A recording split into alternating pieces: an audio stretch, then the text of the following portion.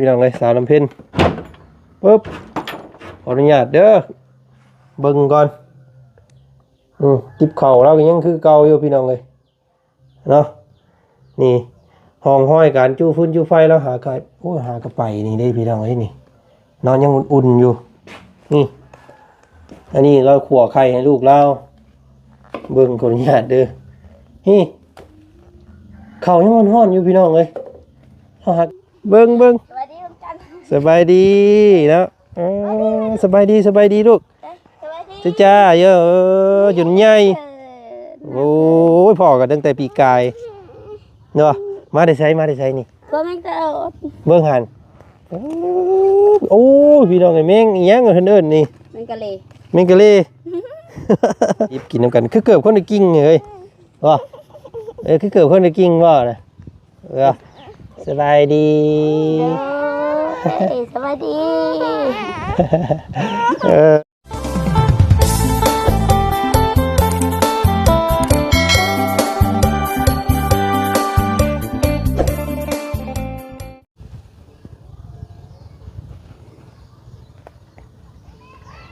เอาอีกเดี๋ยวน้อพี่น้องเลยบ่พ่อบ่เจอบ่พบอีกแล้วกับสองแม่ลูกเพิ่นนี่พี่น้องเลยเนาะ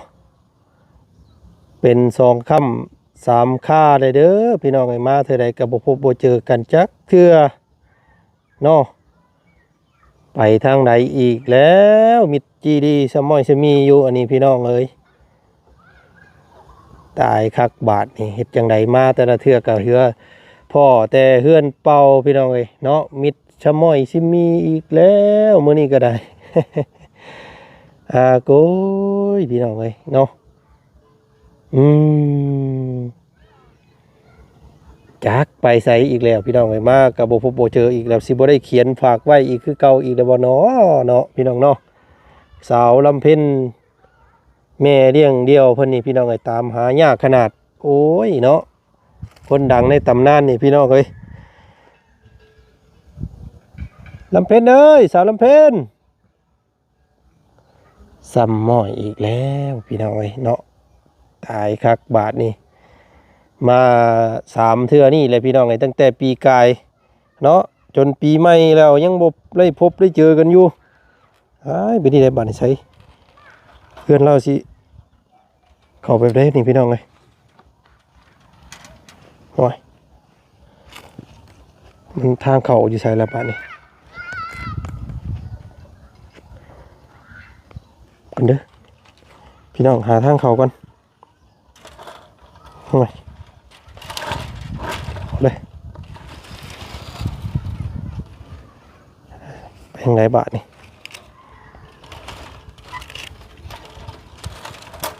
นี่บ่โอ้ยโกยสมม้อยสมีหอยยังอันนี้พี่น้องไงเพิ่นเฮ็ดโอ้ข้าวดาวบ่อันนี้เนาะพี่น้อง เพิ่นเฮ็ดโคมไฟบ่พี่น้องเอ้ยโอ้เบิ่งหั่นตัวการออกดีไซน์ของเราบ่ธรรมดาเด้อนี่พี่น้องเลยอีล่ะเพิ่นไปใช้ก่อนนี่เราบ่อยู่เฮือนบ่แต่เก่าเราอยู่บ่อ้าวเราไปใส่เด้บาดนี้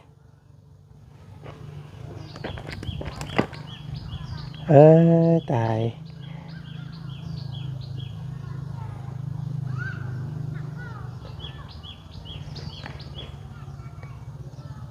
พบเจอเราอีกแล้วพี่น้องเลยมามื้อนี้ก็ได้ตายคักเนาะเนาะทักทายสบายดีเด้อพ่อแม่พี่น้องเนาะหมู่เพื่อนกันเมื่อสุคนเปิดภาพมาพบกับบ้านหลังสีฟ้าเนาะไล่คนอยู่คือเก่ามื้อนี้พี่น้องเลยเนาะแต่ว่าแต่เก่าเราก็อยู่ว่าซั่นพี่น้องเลยแต่ว่ามื้อนี้บ่เห็นอีกแล้วเนาะจังไดเด้บาดให้พี่น้องให้สิได้พบได้เจอเราโทรหาก็บ่ได้เนาะ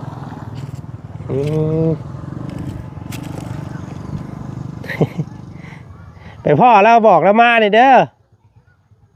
ไอพ่อเราอยู่พุ่นบอกเรามาเลยเด้อ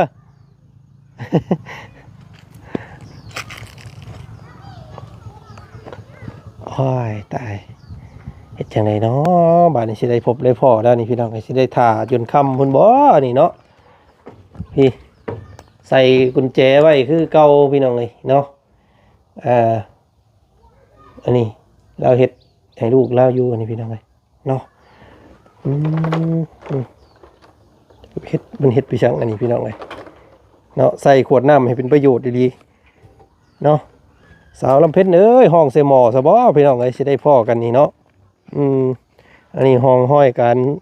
ใช้ชีวิตของเราพี่น้ำยังเต็มคุเต็มแข้งอยู่พี่น้องเอ้ยเนาะแปลนเติดเนาะโอ้ช่วงนี้เราบ่ได้ปลูกผักบ่นี่พี่น้องเอ้ยหมักกุ้งหมักเพื่อให้เราสูงเหี่ยวขึ้นปลายฟ้าเนาะพี่หมักกระตู้อ้นต้นอยู่หมักกุ้งแล้วก็ได้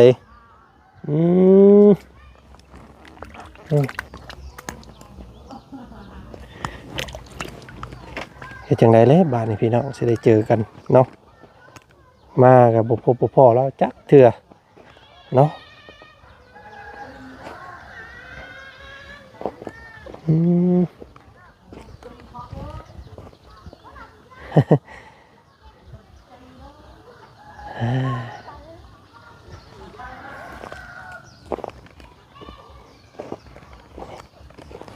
สวนเราซีเมนต์บ่ได้ปลูกแต่ส่วนนี้พี่น้องเลยเนาะแปลนเติดพี่เนาะก็กล้วยก็อ้อยแล้วก็ยืนต้นแบบว่าอยู่กันแบบเรามีเบียกงานใหม่บ่เนาะพี่น้องเนาะเราบ่ได้อยู่เพื่อนอยู่ซ่านแบบซี่นี่เราต้องมีเบียกเฮ็ดตรงอื่นแล้วนี่พี่น้องเนาะมาเหี่ยวอีกเลยทางบ่าวจันก็ได้มาแบบซุ่มๆคือเก่าเนาะบ่พบบ่เจอเราอีกคือเก่ามานี่พี่น้องเอ้ยเนาะโอ้อย่าพ่อคนดังนี่ยากขนาดพี่น้องเอ้ยสาวลำเพ็ญปึ๊บขออนุญาตเด้อเบิ่งก่อนจิบเข่าเราก็ยังคือเก่าอยู่พี่น้องเอ้ยเนาะนี่ห้องห้อยการจู้ฟื้นจู้ไฟแล้วหากระไปนี่ได้พี่น้องเอ้ยนี่นอนยังอุ่นๆอยู่นี่อันนี้เราขั่วไข่ให้ลูกเราเบิ่งขออนุญาตเด้อนี่ข้าวยังร้อนๆอยู่พี่น้องเอ้ยเขาหาก็กินข้าวแล้วก็หากระไปนี่ตัวนี่เนาะเฮ้ยหากระไปนี่พี่น้องกันตามเบิ่งเนาะข้าวเรายังอุ่นๆอยู่ไปใส่เลยเนาะสาวลำเพ็ญ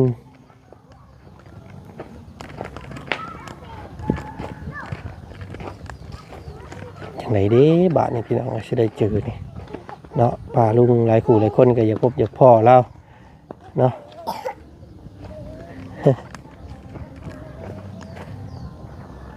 ลูก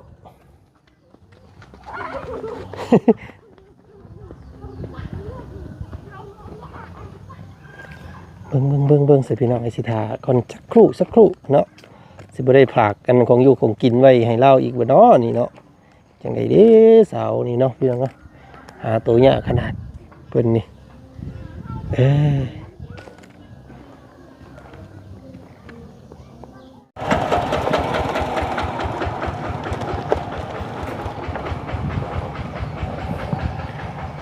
โทรหากะบ่ฮับพี่น้องเอ้ยเนาะติดต่อกับบ่ได้เฮ็ดจังไดเนาะบาดนี้พี่น้องเอ้ยเราไปใส่เด้เนาะพี่น้องเอ้ยเดี๋ยวสิชะลอท่าเราจักพักก่อนเนาะเพราะว่าบ่ได้เห็นหน้าเห็นตาน้องปีใหม่แล้วก็บ่ได้เห็นสาวลำเพ็ญแต่โดนเติบเด้พี่น้องเอ้ยเนาะตั้งแต่ปีกายเห็นเราล่าสุดคือพาเราไปอันเสียค่าไฟพี่น้องเลยหลังจากนั้นก็ห่างหายบ่พบบ่เจอกันอีกเลยเนาะจักเป็นยังไงพี่น้องเลยก็บ่ได้ฮู้ข่าวเราเลยก็เลย มื้อนี้อยากแบะเข้ามาหาเพิ่นอีกรอบหนึงก็บ่พบบ่เจออีกคือเก่าพี่น้องเนาะโอ้เห็นแต่ทิปข้าวยังอุ่นๆแล้วก็ขัวไข่ยังใหม่ๆอยู่พี่น้องเอ้ยเนาะไปใส่เด้เนาะพี่น้องเอ้าเดี๋ยวสรอถ่าเพิ่นจักครู่พี่น้องเอ้ยเนาะเพิ่นสิไปหาอยู่หากินหรือว่าไปขายอีหยังแน่หรือว่าแนวใดพี่น้องเอ้ยเดี๋ยวติดตามเบิ่งเนาะสักพัก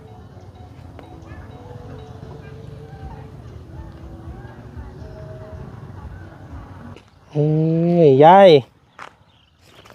สาวลำเพ็ญเพิ่นไปใส่ยาย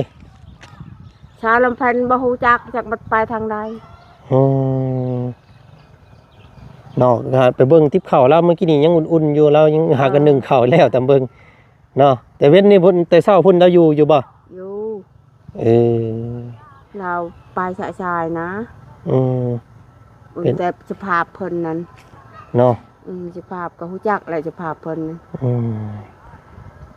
ไปกับลูกสาวเพิ่นนั่นแหละติไปกับลูกสาวบ่ได้ป้าลูกเนาะบ่ได้ป้าใครอยู่ดอกบ่ป้าลูกป้าเต้าพี่น้องเอ้ยธรรมดาอยู่ซั่นบางเทื่อมันก็ป้าแล้วธรรมดาเขากินดองอองวันเนี่ยมันก็ไปกินน้ำเขาเพิ่นส่วนหลายเพิ่นป้าลูกน้ำไผคำว่าเพิ่นไปลองไปหยังมีชายป้าน้ำเฮือนใกล้เฮือนเคียงนี่บ่เขาป้าก็ฮอดเวลามันบ่ดีใจมันบ่ดีเลยมันด่าชายเลยเขาว่ามาหานเอาคนใจผู้เดียวเนาะคนใจผู้เดียวจักไปทางใดเด้สับมื้อนี้มาหาบ่พ่อพี่น้องเอ้ยเนาะโอ้มา 2-3 เทื่อแล้วบ่เห็นเนาะจักสิเฮ็ดจังไดบาดนี่เนาะเพิ่นหน้าเพิ่นอยู่พุ่นบ่เรามีหน้ามาแต่ใช้เราบ่ได้มีหน้าบ่แล้วอายเพิ่นนี่บ่าวเพิ่นก็ปะกันเลยเด้เขาปะอะไรเด้บอกบ่ฟังความเขาก็ปะอะไรไปนั่นแหละเนาะไปหาอยู่หากินแต่เราหั่นแหละติโอ้ยซะเนาะพี่น้องเอ้ยมาบ่พ้อเราอีกแล้วมื้อนี้ตายคักเนาะเบิ่งเอาขนมให้หมอน้อยนี่ก่อนซั่นกันเด้อโอ้ยมาเยี่ยมมายามเพิ่นเนาะบ่พ้อกันแต่เฮิงแหละคิดฮอดเราคิดฮอดเพิ่นเนาะเอาข้าวมาให้เพิ่นนี่เด้ออันเอาขนมไว้ให้หมอน้อยนี่เด้อใจเด้อลูกบ่คือหลานนี่หลานเราบ่มีข้าวกินนะแม่นแล้วว่าสิมาเบิ่งว่าแยงเรานี่แหละเราไปคอได้คันใดกินเราไปคอเพิ่นให้เถื่อละถ้วยเถื่อพอได้เดี๋ยวนี้เราบ่ได้ปลูกผักเนาะแต่เขาเราเต็มผักเราพี่น้องจอยเลยล่ะมันจอยเลยเดี๋ยวนี้จอยเลยล่ะหาคอเข่าไปหาพอได้ใส่ปากแล้วแน่นเนาะเอาขอบใจหลายๆแม่เดี๋ยวเฮาถ่าเบิ่งจักหน่อยก่อนตามเพิ่นยังบ่มาเดี๋ยวเฮาสิไปแล้วเฮาก็ได้เนาะ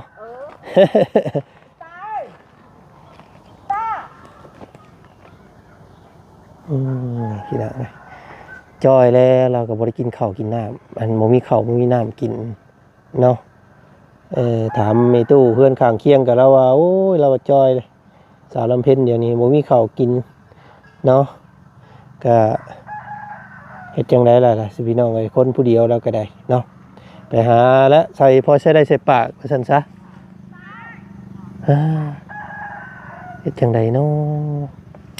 บ่พบบ่พอกันแล้วพี่น้องเอ้ยเอ้าเดี๋ยวสิเขียนฝากไว้คือเก่าแล้วสิพี่น้องเอ้ยเนาะเนาะฝากกันมีฝากมีไว้เนาะพ่อสิเห็นเราอยู่บ่พี่น้องเอ้ยบ่มีหยังมาต้อนดอกข่อยก็ได้เนาะมาดินมาแอนน้ำลอพี่น้องเอ้ย เบิ่ง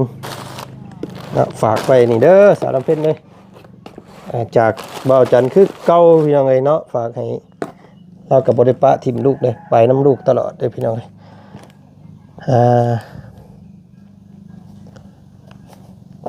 กันเด้อ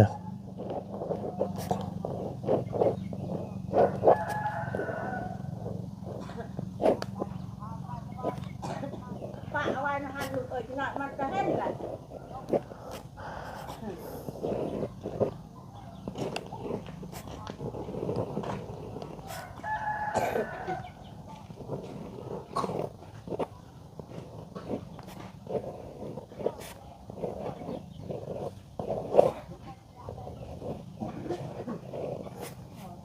เนาะเขียน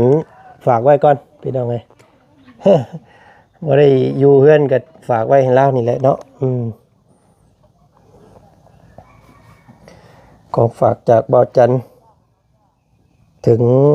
ฝากให้น้องปีใหม่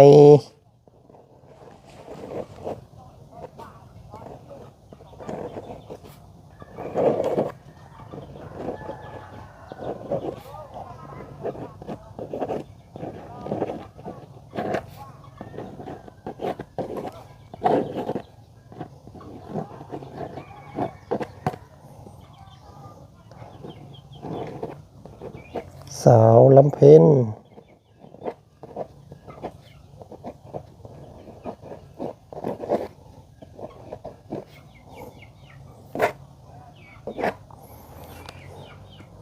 ได้ครับติดต่อกลับในเด้อ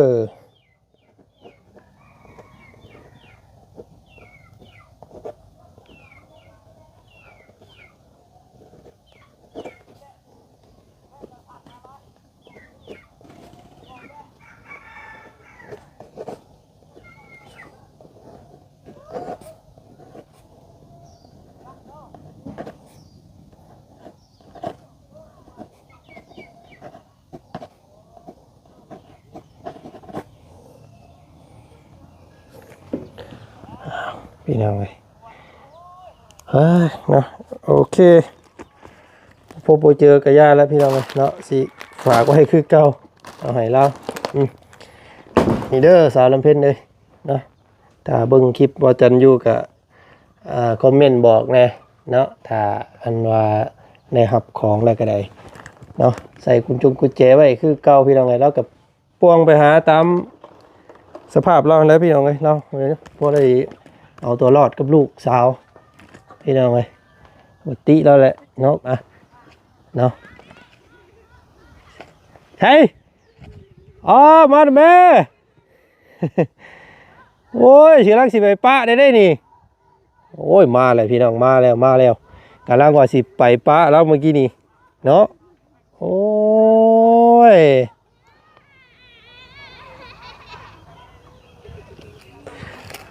โอ้ยกำลังสิไปป้าได้นี่ มาแล้วพี่น้องไงเนาะจะทุบกระสับมา2 เมลูกคนมาแต่สิใดเด้เนาะ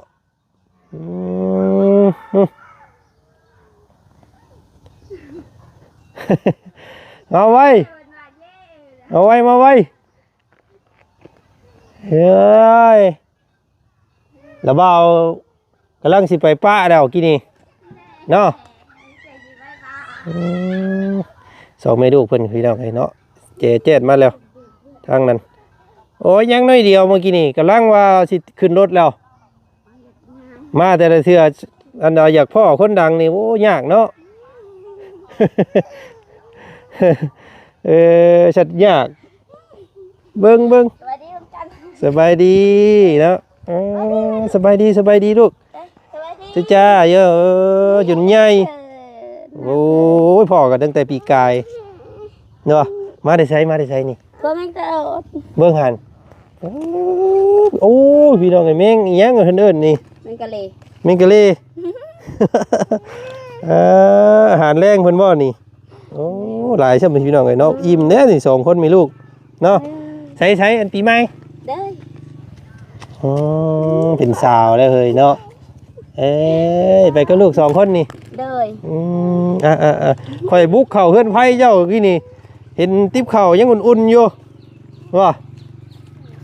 ไปมือเฮือนไปกีฬาไปนี่ยุงครบบ่นะอาบน้ำได้ลูกเด้อ2 เมลูกเพิ่นพี่น้องก็ตามหลังกันต้องเน่งมาเนาะมื้อนี้ว้ายเนาะถ้าเฮิงเติบโทรหากระโบฮับพี่น้องไอ้ตายกันคักบาดนี้เนาะ ไม่ได้ยินเสียง ครับพ่อ แม่น้องปีใหม่เพื่อนอันนั้นบอกที่แม่น้องปีใหม่รีบตับไว้น้องปีใหม่ คอยเลยผากกันมีครับอันขนมไว้ให้น้องปีใหม่เด้อว่าเขียนไว้อย่างดีนะฮะไปลูกไปเข้าในเฮือนไปเข้าไปฮึบยีมาเบิ่งโดดโป้เพิ่นเฮ็ดไปชังอันนี้ว่าในเฮือนนี่เนาะเฮ็ดของเอบ่นี่ โ โดยกำลังสิเฮ็ด พี่น้องไอ้เนาะไปหาแนวกินเนาะมื้อนี้ใส่เสื้องามแท้เนี่ยมาได้ใส่เสื้อว่าเสื้อเจ้านะเอาเสื้อมาได้ใส่งามแท้ เพิ่นเอาให้ มื้อก่อนน่ะเบาเสียงบ่มาหา โดยแม่น เพิ่นเอาหยังมาให้ เอาไข่เอ้ย ไข่พี่น้องไข่แน่มื้อนี้บ่หนาวมื้อนี้เนาะ โดยนั่นแหละ แต่เก่าหนาวมาสวนผักสวนหญ้าคือบ่เห็นเนาะปีนี้ บ่แพ้ไก่ ไก่มันหลาย โดยนั่นแหละ ก็เลยบ่ได้ปลูกเนาะ โดย เพราะว่าไก่เข้าหลายปลูกกับมันสะได้พี่น้องเอ้ย สา หมกฮุ่งเนาะ ไข่ก็ยังสาเบิด หมกฮุ่งจนสูงจนนั่นเบิดเนาะท่วมฮอดเฮือนบัดนี้พี่น้องเอ้ยดีนะ แล้วว่าเอาอันมีกับขนมไว้ทั้งเฮือนพุ่นเด้อแต่อันมื้อก่อนน่ะเห็นบ่สุดก่อนเห็นอยู่ โดย ว่าสิมาแฮปปี้เบิร์ธเดย์ปีใหม่สาวน้อยเพิ่นเพราะว่าบ่เห็นเนาะไปหน้าคือเก่า โดย ไปหากินใช่ผู้สาวน้อยเนาะโอ้ยได้เอากันนี่พี่น้องไงเนาะบ่ชื่อแล้วว่าบ่ชื่อลุงบ่ฮะ เกิด บ่ได้ปะเราได้เนาะแต่ละมื้อเนาะ โดย ไปนำกันไปใส่กันในซุกได้ดิบกินนำกันคือเกิบคนได้กิ้งเอ้ยว่าคือเกิบคนได้กิ้งว่าน่ะอยากจ่าย ข้าวน้ำซ้ำปลายังมีกินอยู่บ่ยังว่าเสียงคุณอาว่ามื้อน่ะก็อีกสอบหนึงเด้อ โอ้พี่น้อง สอบ50โล เป็นเอาข้าวมาให้2เมนูคือสิอยู่ได้ดนเติบอยู่เนาะ โดย อาบน้ำเด้อจะอาบได้บ่นี่ฮะ อาบน้ำแล้วล่ะก็ไป บ่เว้าเป็นอยู่บ่เพิ่นเว้าเป็นบ่ โดย กินข้าวกันยังบอกอยู่ ไก่ สักหน่อยเข้าโรงเรียนเด้อสักหน่อยนี่เด้อให้เก่งคือแม่เด้ออันว่าจันเขียนไว้เนี่ยอ่านเป็นอยู่บ่เจ้ากะ โดยอ่านได้อยู่ อ่านเป็นเขียนได้ก็ธรรมดาเด้อนี่พี่น้องเนาะจักปีแล้วก่อนนี่ 3 ปี 3 ปีเมื่อกี้นี่ได้เนาะ โดย วันที่5เดือนธันวานี่เด้พี่น้องเอ้ย3 ปีนะกำลังว่าสิไปป้าเด้อว่าบอกแล้วกินนี่อัดประตูประต่างไว้แล้วบ่พ่อมารอบก่อนกับบ่พ่อ3เทื่อแล้วบ่พ่อเจ้านี่มื้อนี้เทื่อที่3เนาะ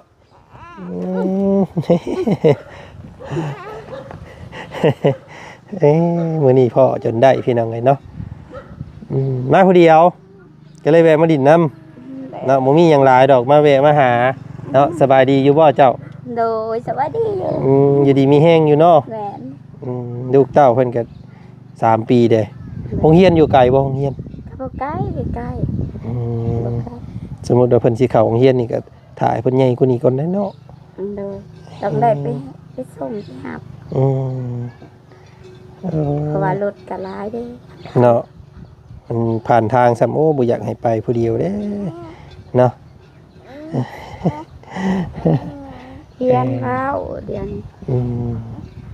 ปากเกี้ยงได้ยังเป็นฮู้ผู้ดีเด้อลูกเด้อเนาะแล้วว่าบ่ได้ซื้ออันนมมาให้ซ้ำได้เนาะซื้อแต่มีกับขนมเดี๋ยวเบิ่งอันระบ่าวสิเอาเงินมาให้อันไว้ซื้อกินนมเด้อลูกเด้อเนาะซื้อนมเด้อ เฮ็ดจ้าใช่ไหม ถือจ่ายอยู่ฮะไว้ขอบใจสัตว์ เด้อ ขอบใจเป็นบ่เนาะ thank you เป็นบ่ thank you เลย thank you เลยจ้าจ้าคือ บ่เป็นหยังดูกะเอาไว้ซื้อกินเด้อได้ซื้อเกลือปิ้งนัวเด้อ ได้ แขวเหียนไปเลยเนาะแขวก็แขวเดืองให้กหนู กินขนมหลายกินขนมนี่วู้ เพิ่นก็ไปดินน้ำมูน้ำคูอยู่บ่ บ่อยู่แต่น้ำแม่แบบไปลินน้ำหมูแหละหมูแล่นปลาอะไรเพิ่นบ่มากอยู่แต่น้ำ ข้าวหมูข้าวพวกนี่ได้เฮ้ยเนาะสมัยบ่มีหมูเด้สมัยบ่ บ่ มี ถ้าหมูมาลินในเฮือนนี่เพิ่นลินเพิ่นลินนั้นอยู่หมูมาลินในเฮือนแหละเพิ่นลินแต่ถ้าว่าไปลินน้ำหมูแล้วบ่ไปแม่ว่าบ่ไปอย่าเจ็บหมูเขาลินแฮง เนาะ เพิ่นผัดแพงคิง เข้าหมู่เข้าพวกเด้อลูกเด้อบ่เลยเนาะบ่เฮ็ดคือแม่ได้แม่นี่อยู่ผู้เดียวเนาะ เรื่องหมู่เรื่องพวกไว้หลายๆอยู่นำหมู่นำพวกมันจังนั่นพี่น้องจังม่วนจังนั้นจังมีผู้ซอยจังมีผู้เว้าผู้จานำเนาะเอ้าแล้วเว้าสิขึ้นสิปูนได้นี่เนาะ สิขึ้นแม่สิบ่ พุ่นแหละมีโอกาสสิมาดินน้ำใหม่อีกเด้อ เรา มาหามื้อนี้ก็ถือว่าได้พบได้เจอได้พี่น้องมื้อนี้ เลยขอบคุณหลายๆว่าจันก็เดินทางปลอดภัย เนาะเราก็ให้ได้เงินเมื่อหื่นนอนตื่นก็เขาให้ได้เงินแสนคำคืนใดก็ขอให้มีแต่ความสุขความเจริญมือนี้มืออื่นก็ขอให้มีแต่ความดีหลั่งไหลเข้ามาเงินทองก็ขอให้หลั่งไหลสุขภาพก็ขอให้แข็งแรงค่ะ เด้อขอบใจเนาะบ๊ายบายอยู่มากู๊ดบายบ๊ายบายปีใหม่ เป็นไงมานิ่งบ๊ายบายเวลาเสียงบ๊ายบายแม่เห็นอันนี้ไว้แม่เห็นห้าวนะแม่นะแม่ห้าวแพงเจ้าเด้อแม่ไม่แพงเจ้าโอ้ยพี่น้องเนาะไม่แพงมันบ่แพ้ไก่น้ำมันบ่แม่นไก่แล้วได้นี่พี่น้องไก่ชาวบ้านเข้าเลยแล้วปลูกบ่ไหวมันสะเนาะมีแต่นี่แหละบ่ปลูกกะเนาะหมักม่วงหมักมันหมักหุ่งหมักห้อยเอาปลูกต้นไม้เอาปลูกแนวกินหมากเอาปลูกแนวกินหมากปลูกผักบ่ไหวได้พี่น้องมันบ่ไหวนะผักเสียไปละละม่วงก็เด้ก็สิได้กินหมากเด้เนาะมังนาวก็ใกล้เขาหลักเปิดประตูเป็นหมากเลยเด้อันนี้หมักนาวตั้งแต่ซื้อมาให้เพิ่นตะกี้ผู้ใดพี่น้องแต่ยังนั่นอยู่เนาะมันเป็นเพราะว่าแบ่แบ่เขาแบ่เขาแล้วก็เพิ่นกินกระทึกทั้งพอลุงไปป้าก่อนเด้อเด้อลูกป่ะบ๊ายบายอยู่บ๊ายบายทุกจ่าอยู่สบายดีสบายดี